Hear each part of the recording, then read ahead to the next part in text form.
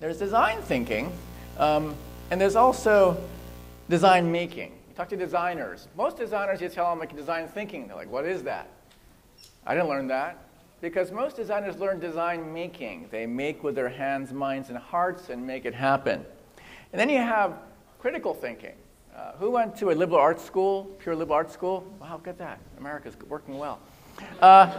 Critical thinking, learned in liberal arts schools. This is a mode of inquiry, a mode of questioning. And if you think about critical making, something I've observed in the school that I run, which I didn't make, by the way, it's 137 years old, so it's been around. And I see a lot of critical making is how I see it. I'm going to unpack this terminology now. So one project I did in my first year as president, by the way, I'm president of a college. I didn't expect to be able to do that, but I'm now in year 6. I became president 6 years ago because I believed that maybe this Obama guy was like the role model. I read Audacity of Hope. I got psyched. And I had no experience being a dean or anything like that, and suddenly became president. I feel for him. And so I went on a journey to understand. And met a lot of my professors, and they would all talk about this critical making critically, and I wasn't sure what it was.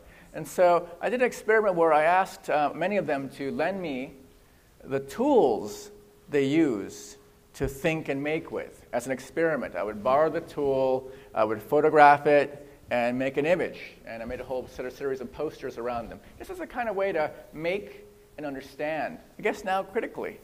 And this was from a furniture design professor. He sent me an envelope full of these pencils, and they're sort of like sharpened in every way, and they're used in different ways as well. These are the tools we use in furniture.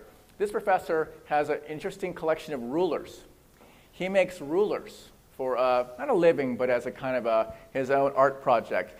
He makes these rulers that have marks in random places.